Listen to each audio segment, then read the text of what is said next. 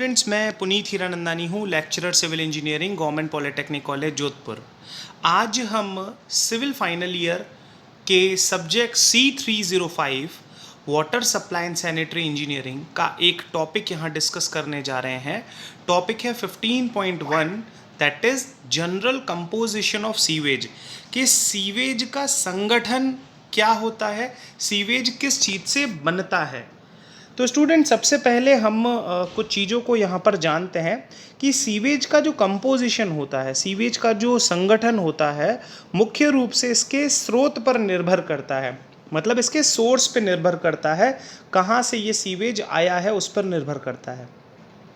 जिन्हें इनकी कंसंट्रेशन के आधार पर स्ट्रॉन्ग, मीडियम या वीक में हम लोग क्लासिफाई करते हैं। सीवेज में 99.9% द्रव की मात्रा होती है, मतलब लिक्विड होता है, एंड केवल 0.1% ठोस कणों की मात्रा होती है। जो ताज़ा सीवेज होता है, जो फ्रेश सीवेज होता है, उसमें कोई टाइप की गंध नहीं होती है, कोई स्मेल नहीं होती है। लेकिन जैसे जैसे सीवेज पुराना होता रहता है स्टूडेंट्स, उसमें जो उपस्थित कार्बनिक पदार्थ होते हैं वो सड़ने लगते हैं, जिससे सीवेज में क्या हो जाता है, सड़ांध प्रारंभ हो जाती है, स्मेली होने लग जाता है। इससे वायुमंडल दूषित हो जाता है और बहुत सारी बीमारियां हो सकती है। तो स्टूडेंट्स, हमको क्या समझना है कि सीवेज के उत्पन्न होने से लगभग 4 या 5 घंटे बाद इसमें सड़ांध प्रारंभ होती है। इसलिए उपचार और समापन वाली जगह पर जितना जल्दी हो सके सीवेज को पहुंचाना चाहिए। तो स्टूडेंट, सीवेज का कंपोजिशन में हमने देखा कि इसमें हमें यहाँ पर चित्र में भी दिख रहा है कि 99% जो होता है इसमें लगभग लिक्विड होता है और बाकी इसमें सॉलिड्स होता है। और सॉलिड्स भी स्टूडेंट्स ऑर्गेनिक और इनऑर्गेनिक रूप में होते हैं।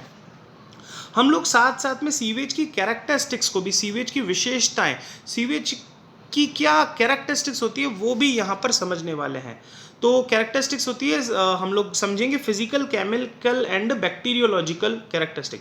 तो सबसे पहले फिजिकल क्या क्या गुण होते हैं उसके। तो टेम्परेचर, देखिए, the normal temperature of sewage is slightly higher than the water temperature, से थोड़ा सा ज़्यादा होता है temperature.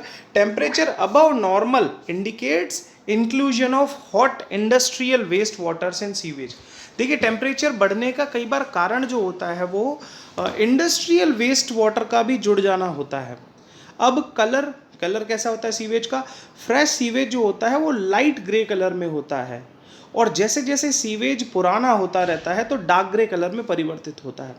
Eight a temperature of about 20 degree Celsius sewage will change from fresh to old in 2 to 6 hours. साथियों, ये हमें एक ध्यान रखना है कि सीवेज जल्दी से सड़ांध होने लग जाता है, सड़ने लग जाता है 2 से 6 घंटों में।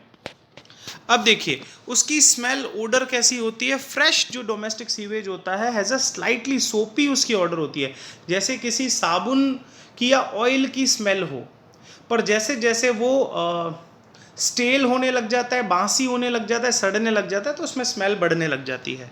अब उसमें सॉलिड्स होते हैं। सॉलिड्स इन सीवेज में भी सस्पेंडेड और इन सॉल्यूशन, या तो उसमें व्याप्त होंगे या सॉल्यूशन के रूप में होंगे। और वो क्या होता है, is a measure of strength of sewage. और उन सॉलिड्स के कारण ही सीवेज कितना दूषित कर पाता है, कितना ज़्यादा उसकी कंसेंट्रेशन है, वो ये सॉलिड्स ही निर्धारित करते हैं। अब देखिए, केमिकल कैरेक्टरिस्टिक्स, केमिकल क्या क्या गुण होते हैं। Sewage contain both organic and inorganic chemicals. देखिए, उसमें ऑर्गेनिक केमिकल्स भी होंगे और इनऑर्गेनिक केमिकल्स भी होंगे। All the tests representing these organic and inorganic constituents come under the heading of chemical characteristics। ये बहुत इंपॉर्टेंट है स्टूडेंट। जैसे टेस्ट हम लोग जो लेबोरेटरी में करते हैं, सुनते हैं, BOD test, COD test, nitrogen, phosphorus, alkalinity, ये सारे के सारे हम लोग केमिकल कैरेक्टरिस्टिक्स की बात करते हैं। आगे हम लोग देखेंगे कि सीवेज में इन केमिकल कैरेक्टरिस्टिक्स की क्या क्या मात्रा होती है। स्टूडेंट्स, बैक्टीरियोलॉजिकल, देखिए, enormous quantities of micro organisms are present in domestic sewage. जो घरों से निकलता हुआ सीवेज है उसमें बहुत सारे माइक्रो ऑर्गेनिजम्स होते हैं, वायरस होते हैं, प्रोटोजोआ होते हैं। और ये जो वायरस, प्रोटोजोआ होते हैं, इनकी रेंज स्टूडेंट्स 5 लाख ml से बहुत ज़्यादा, मतलब 50 मिलियन पर ml तक भी इनकी रेंज होती है। अब स्टूडेंट्स हम आगे बढ़ते हैं। Definitions of some terms in sewage. तो कुछ सीवेज में टर्म्स होती हैं, जैसे टोटल सॉलिड्स होते हैं, फिर सस्पेंडेड सॉलिड्स होते हैं, उसमें डिजॉल्व्ड सॉलिड्स होते हैं स्टूडेंट्स, कुछ सेटलेबल सॉलिड्स भी होते हैं। अब इन सभी सॉलिड्स के साथ साथ में स्टूडेंट्स कुछ वोलेटाइल सस्पेंडेड सॉलिड्स होते हैं, मतलब वाष्पित होने वाले सस्पेंडेड सॉलिड्स भी होते हैं। And they give these volatile suspended solids give a rough measure of the organic content or in some instances of the concentration of biological solids such as bacteria। ये एक प्रकार से जो बैक्टीरिया होता है उसका मापन करते हैं volatile suspended solids। अब स्टूडेंट्स केमिकल कैरेक्टराइजेशन के अंदर हम लोग समझते हैं बीओडी टर्म क्या होती है। देखिए हम लोग जानते हैं बीओडी होती है बायोकेमिकल ऑक्सीजन डिमांड, और यह जो टर्म होती है, यह जो टेस्ट होता है, यह सीवेज कितना ज़्यादा सड़ांध पैदा कर रहा है, कितना ज़्यादा दूषित है, उसकी मात्रा को रिप्रेजेंट करता है। देखिए bacteria present in contact with organic matter will utilize it as a food source.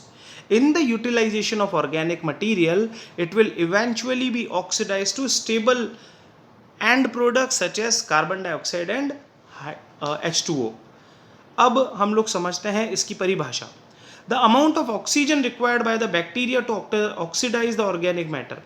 कितनी ऑक्सीजन की आवश्यकता है बैक्टीरियाज को ऑर्गेनिक मैटर को डीकम्पोज करने के लिए, उसे ही हम बायोकेमिकल ऑक्सीजन डिमांड कहते हैं। तो स्टूडेंट्स सरल सी बात है, कोई भी सीवेज का पानी है, कोई भी गटर का पानी है, उसको जितनी ज़्यादा ऑक्सीजन की आवश्यकता है अपने आप को स्वच्छ करने की, यह दर्शाता है कि वह उतना ही अधिक दूषित या सड़ांध वाला हमारा सीवेज है। मतलब अगर सीवेज की वैल्यू 400 है तो वो स्ट्रॉन्ग सीवेज कहलाएगा, अगर उसकी वैल्यू 100 है तो वो वीक सीवेज कहलाएगा। अब स्टूडेंट सिग्निफिकेंस ऑफ बीओडी क्या है? It is used in design of waste water treatment plants. Waste water treatment plant जो होते हैं उसकी डिजाइनिंग में ये काम आता है। Use to measure efficiently of waste water treatment plant. अब आगे बढ़ते हैं, केमिकल ऑक्सीजन डिमांड क्या होती है? It is the amount of oxygen required to oxidize organic matter chemically by using a strong chemical oxidizing agent. ये हमें याद रखना है कि जो K2Cr2O7 होता है, पोटेशियम पर मैग्नेट होता है, एसिडिक मीडियम में उसको यूज़ करते हैं और इससे हम लोग केमिकल ऑक्सीजन डिमांड निकालते हैं। तो स्टूडेंट ये बहुत ही इम्पोर्टेंट टर्म्स हैं, सीओडी और बीओडी। ये टेस्ट हम लोग इंडस्ट्रियल वेस्ट वाटर और जो डोमेस्टिक वेस्ट वाटर होता है इनके अंदर परफॉर्म करते हैं, और ये दर्शाते हैं कि जो सीवेज है वो कितना ज़्यादा दूषित है। लास्ट में हम लोग स्टूडेंट्स यहाँ पर जो कंपोजिशन है, सीवेज की कैरेक्टरिस्टिक्स हैं, उसको समझते हैं। टोटल सॉलिड्स की जो वैल्यू होती है डोमेस्टिक सीवेज में वो 350 से 1200 मिलीग्राम पर लीटर होती है। फिर यहाँ डिजॉल्व्ड सॉलिड्स की वैल्यू बताई गई है, सस्पेंडेड सॉलिड्स की वैल्यू बताई गई है, सेटलेबल सॉलिड्स की बताई गई है। और बीओडी देखिए स्टूडेंट्स, हम लोग जनरली ऑब्जर्व करें तो 100 से 300 की मिलीग्राम पर लीटर के बीच में होती है। किसी भी डोमेस्टिक सीवेज, घरेलू हमारा जो सीवेज है, घरेलू अपशिष्ट है, उसकी जो वैल्यू होती है 100 से 300 होती है। और सीओडी की वैल्यू हमेशा हमें याद रखना है कि बीओडी से ज़्यादा होती है, ये 250 से 1000 के मध्य होती है। टोटल नाइट्रोजन की वैल्यू हम यहाँ देख रहे हैं, और एल्कलिनिटी कितनी बेसिसिटी है वो 50 से 200 मिलीग्राम पर लीटर के मध्य होती है। तो स्टूडेंट्स आज के हमने इस जो हमारा सेशन था उसमें सीवेज जो हमारा गंदा पानी होता है, वेस्ट वाटर होता है, उसकी कंपोजिशन के बारे में क्या क्या चीज़ें उसके अंदर होती हैं और क्या क्या उसके गुण होते हैं, क्या क्या उनकी कैरेक्टरिस्टिक्स होती हैं, क्या क्या टेस्ट इनमें परफॉर्म करते हैं, इन सभी के बारे में हमने यहाँ पर जानने की कोशिश करी। आशा है आपको यह टॉपिक समझ आया होगा। धन्यवाद।